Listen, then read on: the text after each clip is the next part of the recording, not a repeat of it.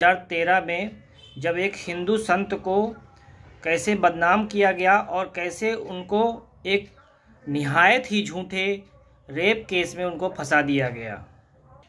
होता क्या है, शाहजहानापुर यूपी से एक फैमिली जो है अपने हस्बैंड वाइफ और अपनी बच्ची के साथ 14 अगस्त 2013 को जो मनई विलेज है जोधपुर में, वहाँ पर पहुँचते हैं और आसाराम बापू से मिलते हैं। उनसे बोलते हैं कि हमारी बच्ची पे भूत प्रेत का साया है, इसलिए हम आपके पास आए हुए हैं। तो इसके बाद जो आसाराम बापू जी हैं बोलते हैं आप यहाँ क्यों आए, दिल्ली में भी मिल सकते थे। तो वो बोलते नहीं, बहुत अर्जेंट था इसलिए हमें आना पड़ा। और वो ज़बरदस्ती जो है बोलते हैं बाबू जी हमको आपकी कुटिया देखना है। तो वो लोग कुटिया भी देखने जाते हैं, कुटिया की परिक्रमा करते हैं। अब उसमें एक दूसरा पहलू ये है कि भाई कुटिया इतने दिन से आ रहे थे, बोलते हैं हमें 11 साल से थे, तो आज अभी कुटिया देखने की जरूरत क्या पड़ गई कि कुटिया में क्या है कैसा है, तो वो सब जाके देखते हैं। इसके साथ आप ये दूसरा वीडियो देखिए, जिसके घर पे ये लोग रुके थे उनका ही बनाया हुआ वीडियो है और 9 साल पुराना वीडियो है। तो आप इसके बाद ये वीडियो देखिए, उसके बाद फिर हम आगे बढ़ते हैं। जोड़ के बोला कि बापू मैं शाहजहाँपुर से आया हूँ। तो बापू ने ऐसा बोला कि शाहजहाँपुर से आया, तो इतना दूर से क्यों आया? 1400 किलोमीटर पड़ता है शाहजहाँपुर, 1500 किलोमीटर, तो इतना दूर क्यों आया इधर से? तो बोले बापू मेरे को फैमिली में कोई प्रॉब्लम है। बोले क्या प्रॉब्लम है? बोले मेरे को शरीर में ऐसा प्रेशर रहता है, शरीर बदन भारी रहता है, मेरे फैमिली को, बच्चों को, सबको प्रॉब्लम है, मेरे को डर रहता है, ऐसा दबाव रहता है पूरा। तो बापू ने बोला हम लोग दिल्ली आते थे, तुम इधर क्यों आए इतना दूर? बोले नहीं बापू मेरे को काम अर्जेंट था, उसके लिए आए।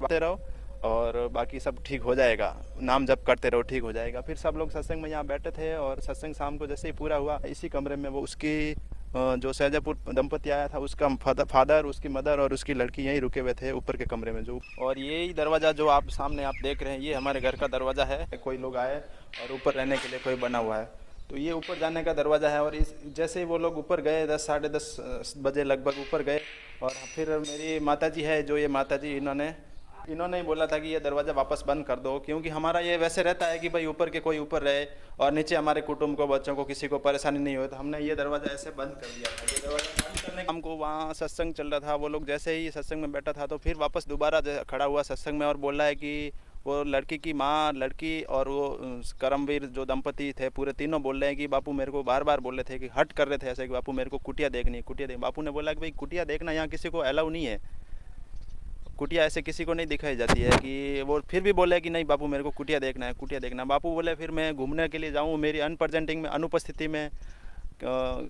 इनको बोला कि भाई सिक्योरिटी वाला आप इनको अंदर दिखा देना जब मैं यहाँ नहीं रहूँ। तो फिर वो बापू जैसे ही घूमने के लिए निकले शाम के टाइम, तो वो लोग अंधेरा नहीं हुआ था उससे पहले ही, सूर्यास्त से पहले वो लोग, क्योंकि अब सूर्यास्त के बाद तो किसी को अंदर जाने का, औरत लोग को तो अंदर अनुपस्थिति में जा सकते हैं, लेकिन बापू की आज्ञा के बिना कोई जा ही नहीं सकता। तो फिर सिक्योरिटी वाले को वो पूछ के वो कुटिया में गए, और कुटिया में अकेले नहीं गए वो दंपति, उसके साथ में मुंबई की काफ़ी 4-5 औरतें भी थी, आदमी भी थे उसमें। और वो लोग गए और परिक्रमा की कुटिया में। कुटिया का अंदर लगभग 200-225 फीट है।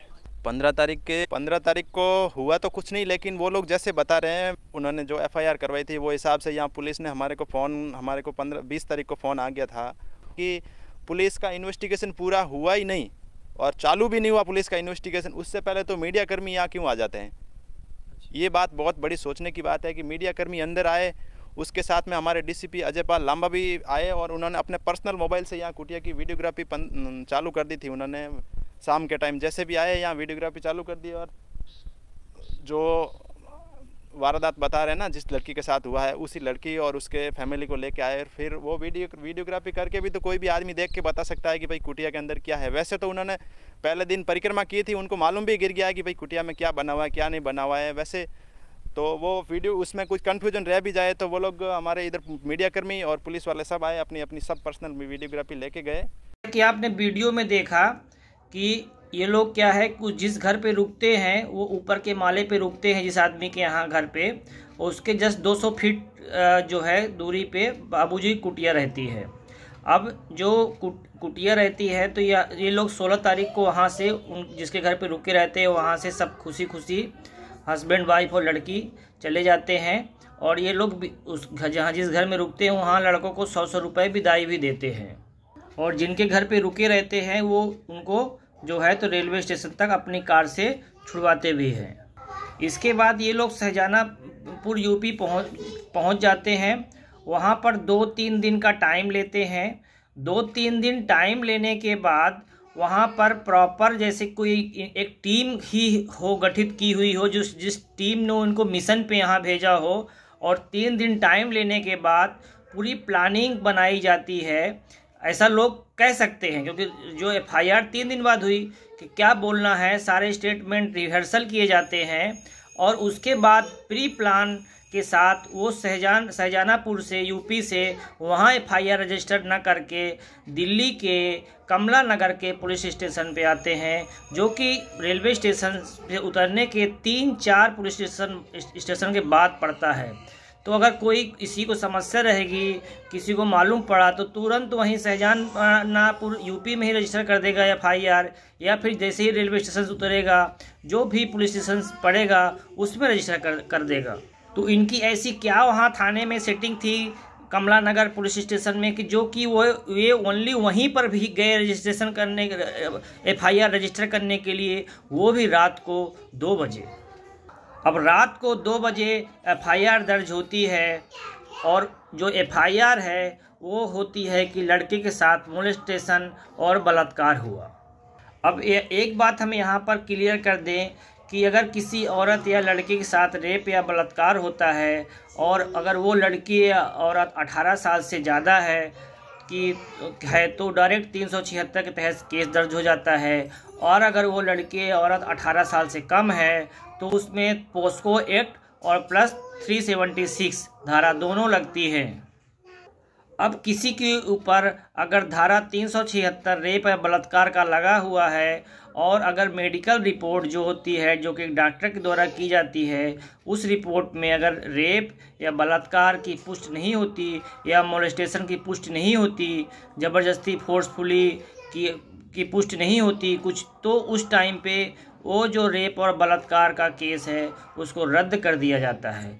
पर वहीं अगर वो लड़की या औरत 18 साल से कम की होती है तो उसको नाबालिग माना जाता है, और उस कंडीशन में अगर बलात्कार की रिपोर्ट, रेप की मेडिकल रिपोर्ट अगर उस टाइम पे उसमें कुछ नहीं भी आता है, रेप की पुष्टि नहीं भी होती है, तो भी वो केस सही माना जाता है, क्योंकि वो नाबालिग लड़की ने बोला हुआ है।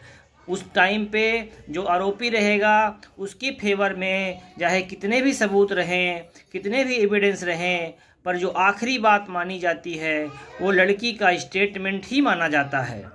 अगर लड़की को कोई छू भी रखा है वो भी सेम बलात्कार के ही केस में कैटेगरी में आता है, उसी की तहत धारा लगी रहती है और पॉस्को एक्ट लगा रहता है।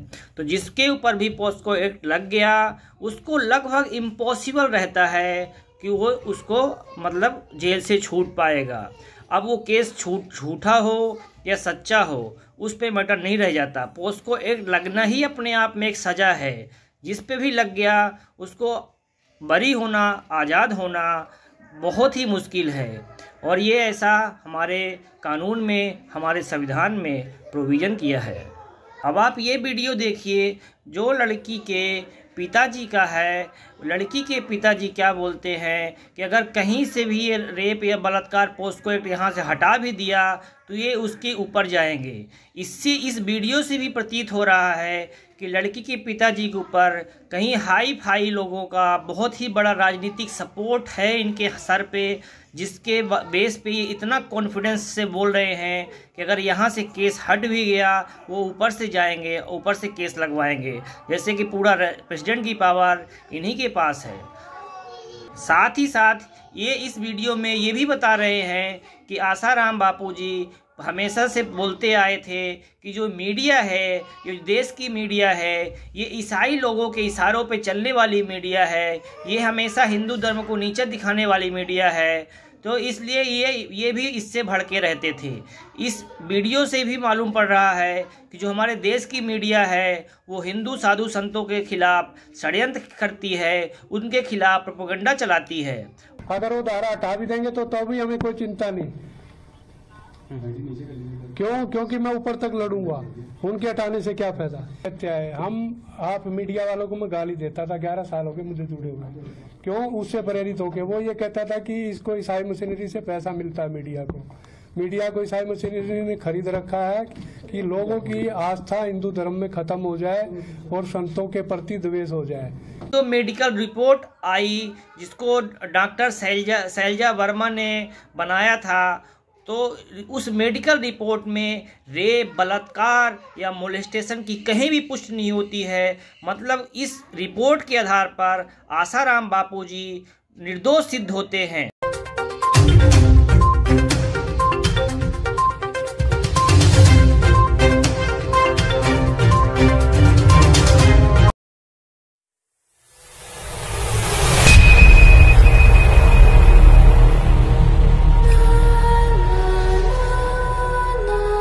पर फिर भी चूंकि उनके ऊपर पोस्को एक्ट लगा हुआ है और पोस्को एक्ट लड़की का बयान सफिशिएंट होता है किसी को जेल सलाखों के पीछे रखने के लिए और उसको बेल ना देने के लिए। आप ये भी देखिए कि अगर कमला नगर पुलिस स्टेशन ने पोस्को एक्ट के तहत केस दर्ज किया तो कैसे शासन प्रशासन ने कमियां रहीं उनके कार्यशैली के दौरान।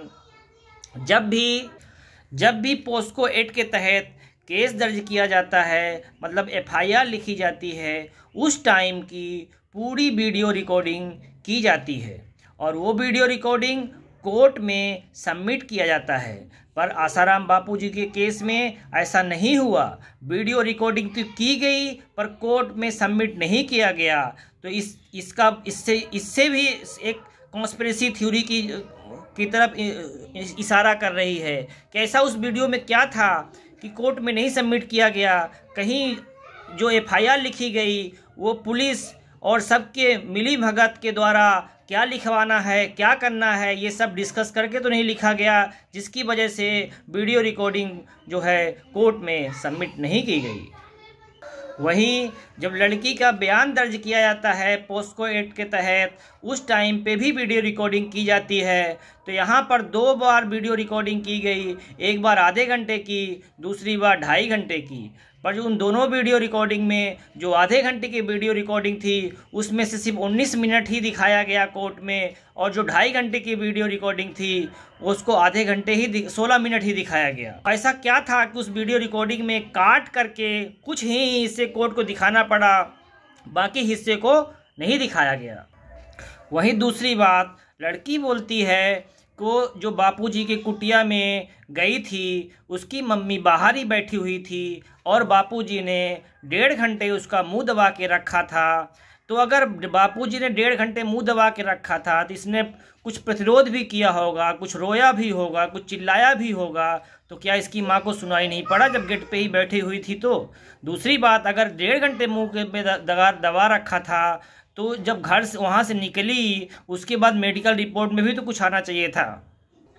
जबकि जिसके घर में ये लोग रुके थे वो आदमी का कहना था कि ऐसा कुछ घटना ही नहीं घटी है। मतलब ये लोग कुटिया में गए ही नहीं हैं। वही जब एक बार सब लोग देखने की जिद कर रहे थे, बस वही देख के आए हैं, उसके बाद कुटिया में गए ही नहीं हैं। फिर भी ये एलिगेशन आसाराम बापू पर लगा दिया गया। साथ ही साथ 15 अगस्त की रात को जितने बजे का टाइमिंग बोल रहे हैं कि बापूजी ने इनके साथ मोलेस्टेशन किया, उसी टाइम सेम टाइम पे लड़की किसी एक अज्ञात पर्सन के साथ मैसेज खेल रही थी।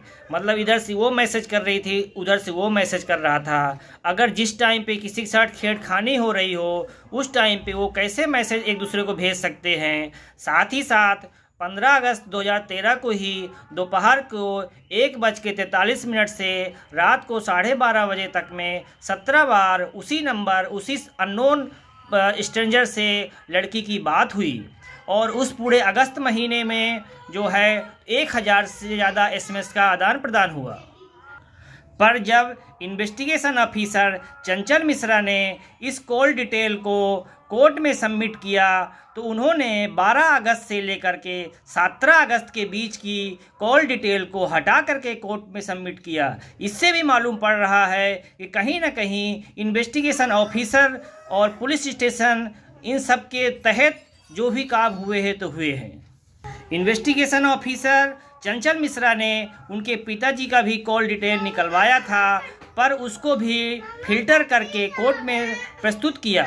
उस कॉल डिटेल में फिल्टर में उन्होंने खाली जो शिवा के साथ जो कॉल बात हुई थी उसको फिल्टर करके कोर्ट में प्रस्तुत किया, पूरा का पूरा कॉल डिटेल कोर्ट में नहीं दिया।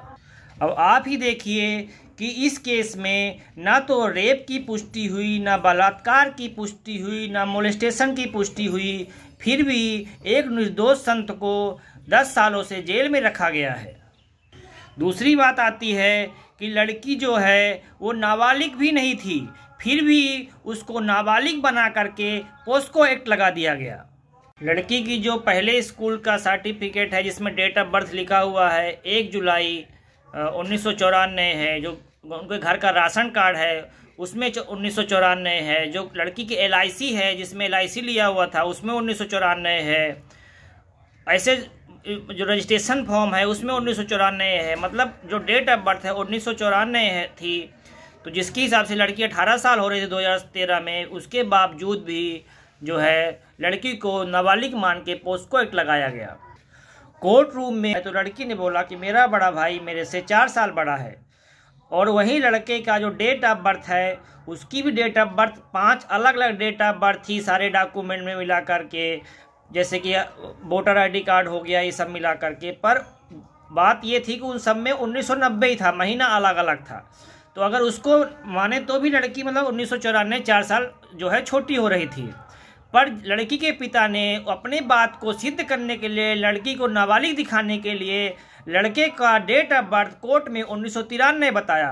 पर उस 1993 को सिद्ध करने के लिए ना तो कोर्ट ने पूछा कि आप 1993 जो बता रहे हैं इसका बेस क्या है, इसका किस डॉक्यूमेंट्स के बेस पे बोल रहे हैं, और ना लड़की के पिता ने दिखाया भी। तो इससे भी मालूम पड़ रहा है कि कितना ब्लाइंडली इस केस में डिसीजन हुए हैं। छोटे से छोटे जो एक आम लोगों को दिख रहा है, समझ में आ रहा है, वो तक के जो है डॉक्यूमेंट की इंक्वायरी नहीं की गई, और इतने हिंदू संत को एक रेप और बलात्कार के झूठे केस में सजा सुना दी गई।